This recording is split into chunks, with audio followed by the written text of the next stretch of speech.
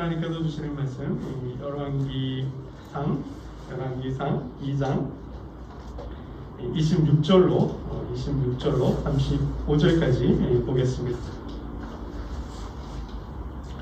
열왕기상 2장 26절에서 35절까지 보겠습니다.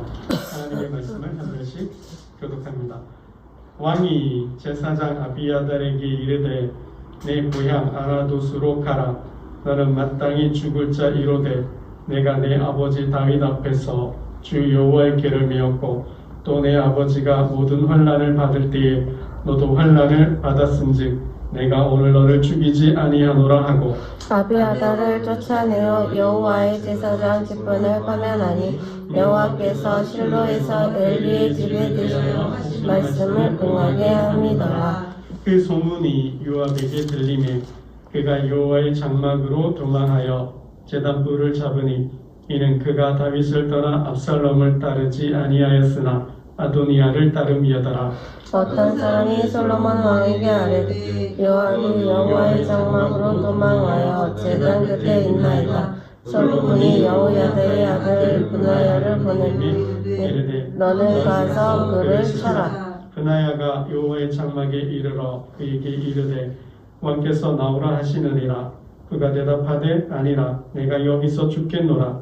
브나야가 돌아가서 왕께 아뢰어 이르되 요압이 이리 내게 대답하더이다.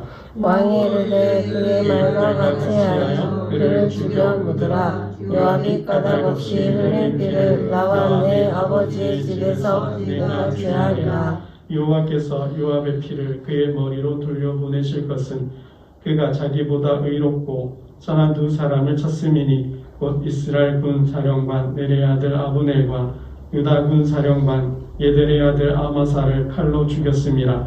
이 일을 내 아버지 다윗은 알지 못하셨나니 그의 피는 영영이 요압의 머리와 그의 자손의 머리로 돌아갈지라도 다윗과 그의 자손과 그의 집과 그의 왕위에는 여호와께로 말미암는 평강이 영원히 있으리라.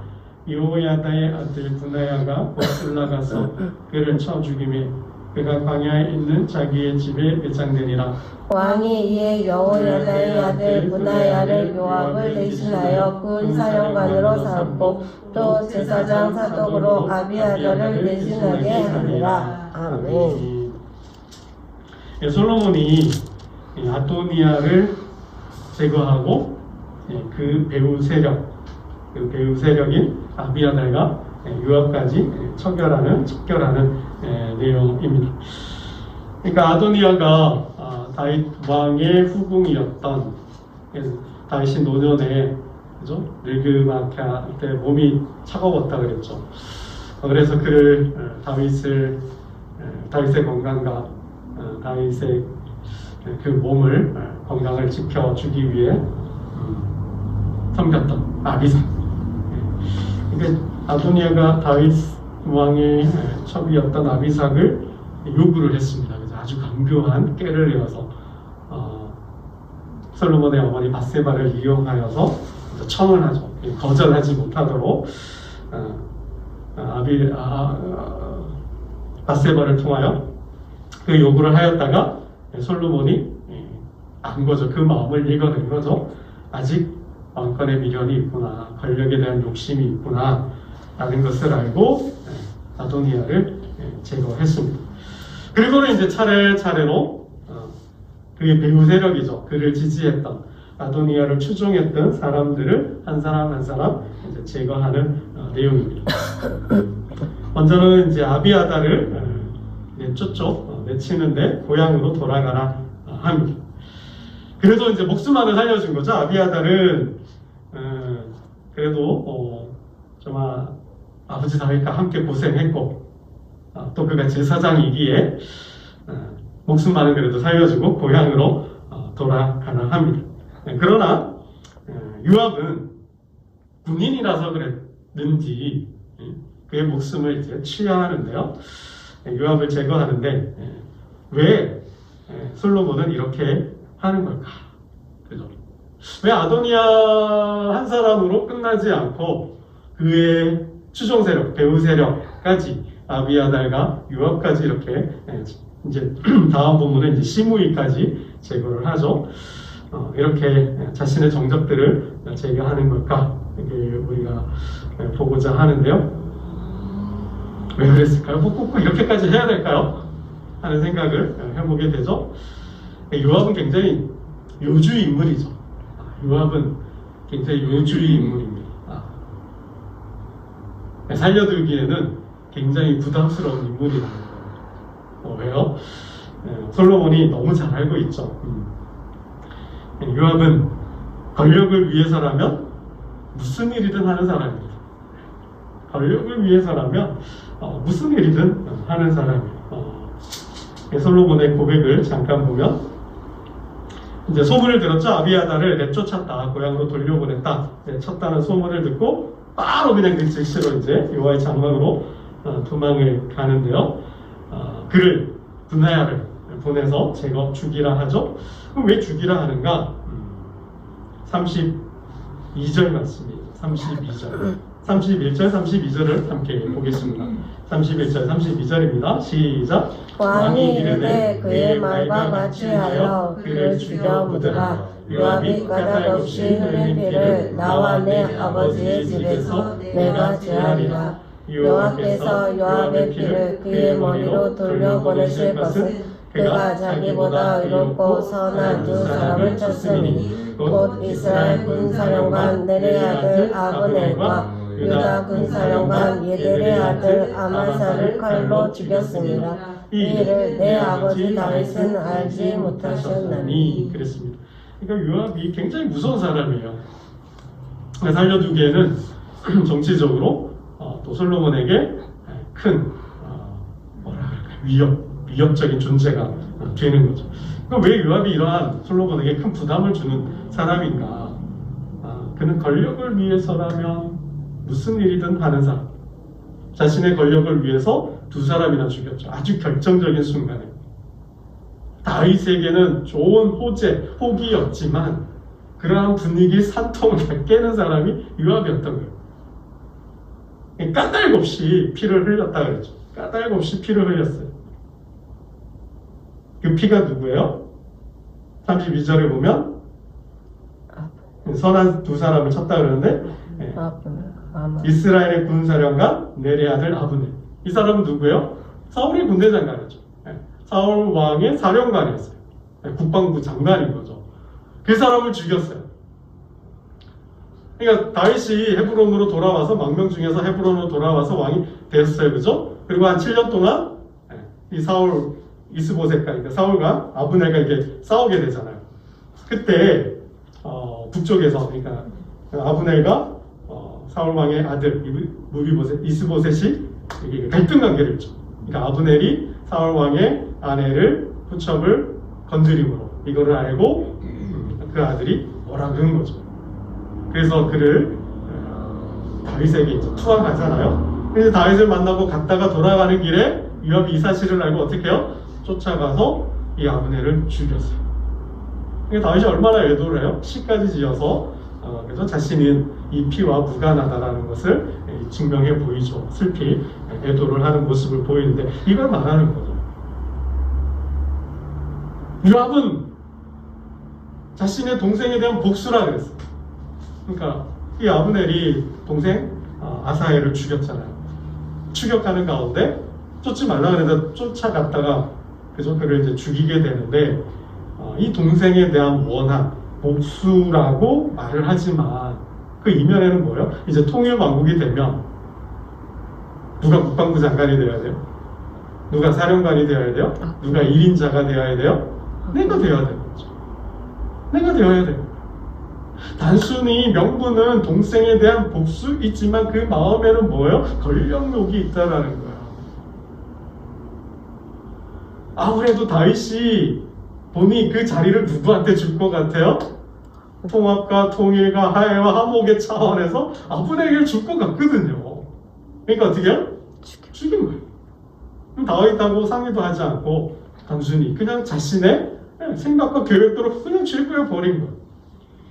다윗이 얼마나 고통스러워하고 다윗이 얼마나 힘들어하고 그 일로 인하여서 그 정치적인 부담 개인적으로 사사롭게도 친분이 있잖아요. 개인적으로도 슬퍼하였지만은 이게 국가적으로 정치적으로도 보면 어때요? 엄청난 큰 이슈거든요. 투항해서 통일을 하려고 하는데 그 사람을 죽여버렸다? 이게 국민들에게 어떻게 비춰지겠냐라는 거죠. 그러니까 얼마나 그 상심이 되고 그것이 큰 마음의 부담짐을 졌는지 우리는 그 앞에서 볼 수 있었습니다. 근데 이게 누구 때문에? 요압이 자신의 욕망, 권력욕 때문에. 여러분 또 한 사람은 누구예요? 아마사죠. 아마사. 이 아마사는 저도 다 한번 전에도 말씀드렸는데 압살롬이 아버지 다윗을 반역했을 때 군대 장관이었던 거예요. 총사령관이었어요. 그러니까 다윗을 압살롬을 도와서 다윗에게 칼을 겨누었던 반역했던 장군이었거든요. 그러니까 다윗이 압살롬의 반역을 평정하고 이 아마사를 군대 장관으로 세워요. 군대 장관으로 세우는데 바로 이어서 또 한 번의 반역이 일어나죠. 이게 누구예요? 사울과의 사람 세바가 반역을 일으키죠. 그때 군대를 동원하는 가운데 징집하는 가운데 누가요? 요압이 또 이 아마사를 죽이죠. 그러니까 다윗이 세웠잖아요. 통합과 화목과 화해를 위하여서 이제 안정을 잘해보자고 하는데 찬물을 끼얹은 사람이 누구예요? 이 요압이라는 거예요. 왜요? 자신의 자리를 뺏겼으니까. 질투라 그래야 돼요? 시기라 그래야 돼요? 아니면 다윗에 대한 저항이에요? 반항이에요? 요압이 그런 사람이라는 거죠. 결국은 요압은 권력이 무서운 거죠. 그죠? 권력이 무서운 거예요. 여러분, 권력의 속성을 잘 알아야 되는 거죠. 권력을 탐하는 순간 어떻게 돼요? 인생 꼬이는 거예요. 권력을 욕심내는 순간 인생 꼬이는 거예요. 인생 비참해지는 거죠. 정말 그 욕심 때문에, 권력욕 때문에 어떻게 해요? 그 사람이 내가 괴물이 될 수 있는 거예요. 여러분, 권력의 속성은 정말 냉혹합니다. 냉정한 거예요. 그죠? 하늘의 해가 둘일 수 없잖아요. 한 나라의 왕이 두 왕일 수 없잖아요. 권력은 아버지와 아들도 나눌 수 없다고 했어요. 여러분, 우리 기업도 그렇잖아요. 기업도 우리가 얼마나 많은, 그죠? 그 기업 아버지 아들이 경영권을 놓고 또 형제간에 그 기업의 경영권을 놓고 다투는 모습들이 우리 지금도 보잖아요. 하물며 기업도 그 경영권을 놓고 아들들이, 가족들이, 주주들이 다툼을 하는데, 경영권 다툼을 하는데 한 나라의 권력이에요. 이건 어마무시한 거죠. 그래서 그 권력을 탐하는 순간 어때요? 저는 죄송합니다. 슈룹이라는 드라마를 안 봐서 아직 잘 모르겠는데 그게 그런 내용이에요. 왕권을 놓고 펼쳐지는 그 중전과 신하들의 이야기예요. 후궁들의 자기 아들을 왕으로 세우려고 하는 이야기인가요? 그거 무섭잖아요. 그런 거죠. 권력의 속성은 그래서 굉장히 냉정하고 냉혹하고 때로는 피도 눈물도 없는 것, 잔인하고 잔혹한 게 권력이라는 거. 이거는 그래서 권력의 맛을 들으면 저는 정치인도 아니고 정치했던 사람도 아니기에 권력의 속성을 우리는 텍스트를 통해서, 글을 통해서 보지만 여러분, 권력뿐만 아니라 무엇이 되었든지 간에 욕망을 품고 소유하려 하는 순간 어떻게 해요? 인간은 변하는 거죠. 인간은 변하는 거예요. 그 괴물이 될 수 있다는 거죠. 여러분, 북이스라엘의 역사를 통해서 보잖아요. 북이스라엘의 역사는 뭐예요? 왕권이 바뀌어요. 왕조가 바뀌어요. 어떻게 해요? 반역과 혁명을 통해서 바뀌잖아요. 여로보암이 세웠는데 바하사가 무너뜨리고 그 바하사 왕국을 또 오므리가 바꾸고 또 그 오므리 왕조를 예후 왕조가, 예후라는 사람이 다 쓸어버리잖아요. 이게 다 뭐예요? 반역과 혁명이지 않습니까? 여러분, 남유다에서 가장 잔인한, 잔혹한 사건은 아달랴가 스스로 왕이 된, 그러니까 예후의 반역 때, 예후가 우리가 앞으로 계속 우리가 왕들의 역사를 보겠지만 예후의 반역 때 자신의 아들이 다 죽었어요. 아하시아가 죽었어요. 누가 왕이 돼도 돼야 되잖아요. 그래서 어떻게 해요? 자신의 가족과 아들들을 다 죽여. 그리고 자기가 왕이 돼. 그때 살아남았던 사람이 누구예요? 유아스라는 사람. 누구죠? 유아스라는 사람이죠. 여러분, 이게 권력은 정말 무서운 거예요. 피도 눈물도 없는 게 이 권력이죠. 이걸 탐하는 순간 어떻게 해요? 그냥 다른 사람은 다 죽어야 돼요. 내가 그 자리 가기 위해서. 여러분, 이게 정말 무서운 거죠. 요압은 정말 한평생 다윗의 신하로 섬겼어요. 다윗이 가는 곳마다 함께 했어요. 수많은 전쟁을 함께 치렀어요. 그죠? 많은 전쟁터를 전전하며 다윗과 함께 했어요. 함께 도망 다니면서, 그죠? 함께 도망 다니면서 고생했어요. 뿐만 아니라 정말 그 함께 고생하면서 또 뭐요? 나라도 세우잖아요. 함께 나라도 세우고 또 정말 그랬던 요압이잖아요. 근데 마지막에 어떻게 해요? 다윗의 미움을 받아, 다윗의 저주를 받았어요. 그가 편안하게 스월로 무덤으로 내려가지 못하게 하라. 왜 그랬을까? 왜? 정말 마지막 끝까지 함께하지 못하고 정말 다윗의 충성스러운 신하로 남지 못하고 저주받은 그러한 인물로 남게 됐다는 거죠. 이 요압이 변했다는 거죠. 요압이 변했어요. 왜요? 그의 마음속에는 욕망이 그의 인생을 바꿔버린 거예요. 여러분, 압살롬까지는 그래도 괜찮았죠. 압살롬까지는 괜찮았는데 누구를 쫓아요? 아도니아를 쫓죠. 우리 2장 28절을 함께 보겠습니다. 2장 28절이죠. 이 사건이 결정적이었어요. 압살롬, 이제 솔로몬과 아도니아의 그 왕권 다툼 속에서 솔로몬이 아니라 아도니아의 편에 선 거죠.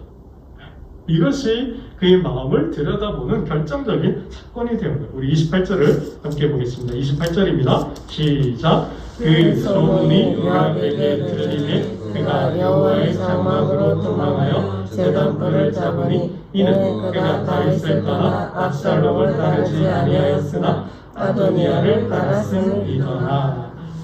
압살롬 때까지는 그래도 분별력이 있었는지 그래도 다윗 편에 섰어요. 어떤 자신의 욕망과 욕심 때문에 다윗에게 큰 마음의 짐, 부담을 주기도 했지만 그래도 다윗 편에 섰어요. 다윗의 신하로 남았어요. 그런데 이제는 뭐예요? 결정적인 마지막 순간에 아도니아와 솔로몬 사이에서 아도니아를 택했다는 거죠.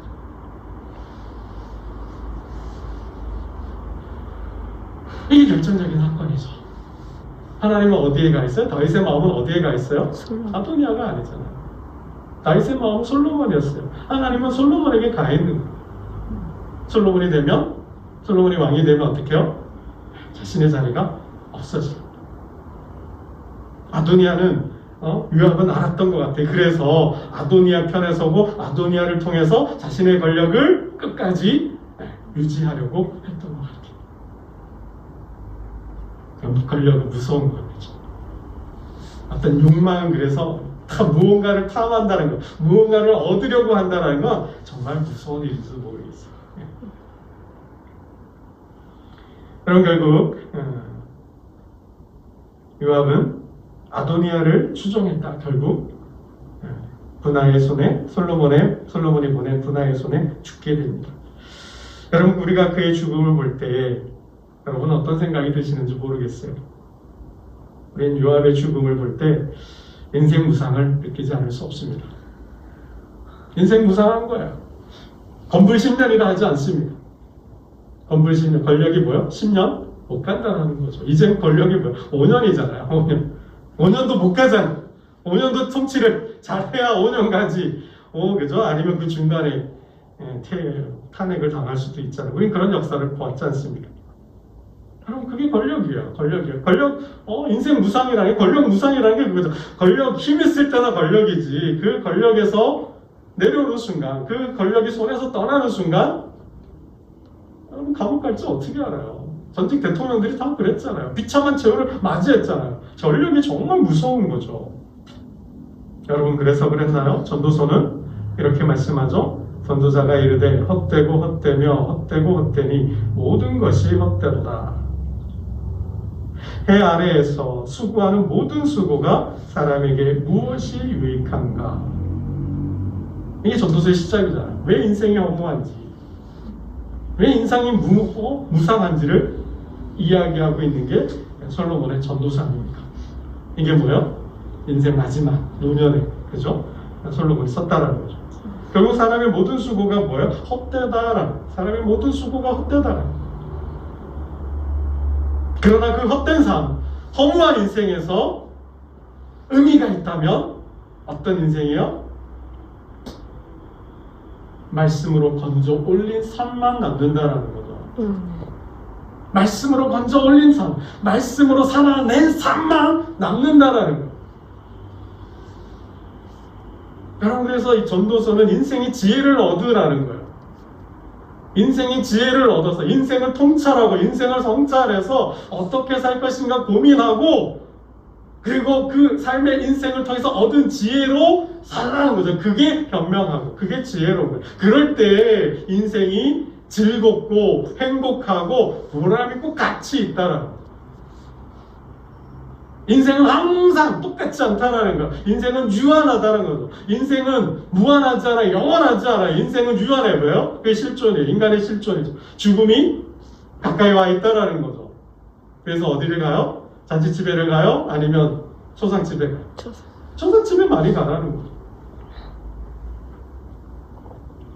한 사람 한 사람 인생들을 좀 들여다보라는 거예요.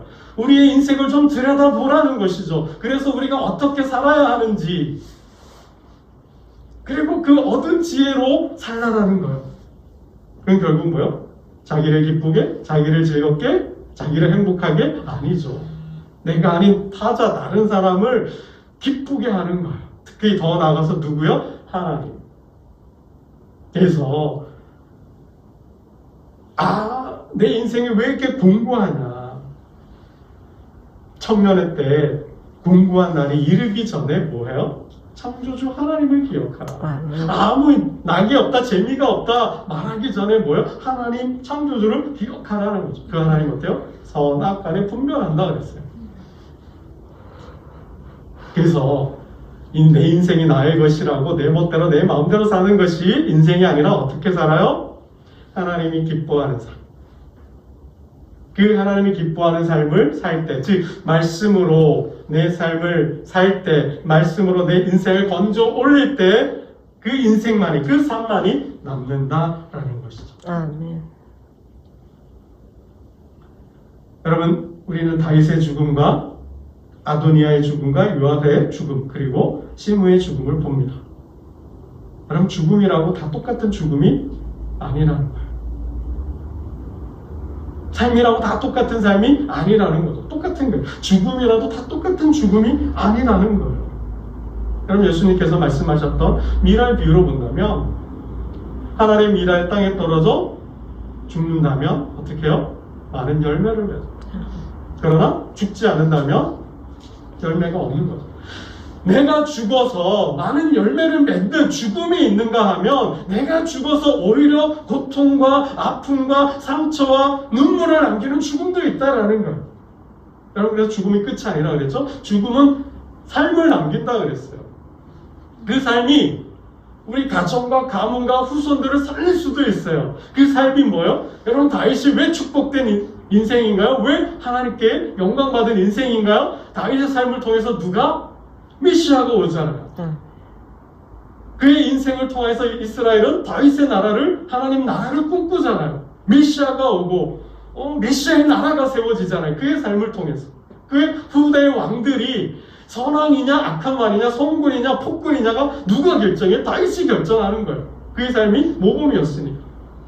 물론 다윗의 삶이 온전하지 않아요. 다윗이 실수했어요. 죄를 지었어요. 아주 큰, 하나님 앞에 큰 범죄를 저질렀어요. 사람도 죽였어요. 그러나 뭐요? 그는 하나님의 사람이었던 거죠. 자신의 잘못을 인정하고 회개하고 자신의 삶을 돌이킬 수 있었던, 더 나아가서 그는 하나님 나라를 꿈꾸고 그 하나님 나라를 구현하기 위하여 국가의 모든 힘을, 총력을 어디에? 성전을 짓는데, 하나님의 집을 짓는데 여러분 역점을 두잖아요. 그리고 제사장들을, 노래하는 자들을, 그리고 문지기들을 세우잖아요. 이 모든 성전에 대한 제도가 다윗이 만든 거예요. 여러분 대단하죠. 왜요? 모든 민족과 열방이 이스라엘에 와서 하나님을 예배하고, 그리고 뭐요? 세계의 평화, 공존을 위해서. 여러분 이러한 다윗의 죽음과 정말 자신의 욕망 때문에 자신의 운명을 재촉한, 그죠? 자신의 죽음을 부른 아도니아나 요압이나 시므의 죽음과 비교할 수 있을까요? 이게 비교가 안 되는 거죠. 그들의 죽음은 뭐예요? 저주받은 죽음이잖아요. 하나님은 성도의 죽음도 귀하게 본다 그랬어요. 경건한 자들의 죽음을 귀하게 본다 그랬어요. 여러분 성도의 삶은 그 죽음도 가치가 있는 거예요. 지난주에 그래서 다윗이 삶이 남겼던 것을 말씀을 드렸는데, 여러분 성도는 그 죽음을 통해서 뭘 남겨야 돼요? 신앙을 남겨야 돼요. 아멘. 신앙을 유업으로 물려줄 수 있어야 한다는 거죠. 우리 할아버지가, 우리 아버지가, 내 사랑하는 그 사람이 죽었는데 슬퍼하지도 않아요. 애도하지도 않아요. 정말 제가 입에 담을 수 없어도 그런데 나를 낳아주시고 길러주신 부모지만 정말 떠나고 싶은, 버리고 싶은 일들이 참 많잖아요. 여러분 정말 내가 살았던 삶이, 하나님을 의지하고 하나님을 믿었던 그 삶이 복되어서 나도 우리 부모님처럼 부모님 믿는 하나님을 믿어야 되겠다. 그 믿음을 남겨주는 거죠. 여러분 이게 얼마나 복된 일이에요. 그 믿음을, 신앙을 유업으로 물려줄 수 있어야 돼요. 여러분 성도의 삶은 이름이 남죠. 사람 죽어서 이름을 남긴다 했으니까. 다윗처럼 다윗의 삶은, 다윗은 죽어 정말 하나님의 부름을 받았지만 그 삶은 뭐요? 영원히 남아있잖아요.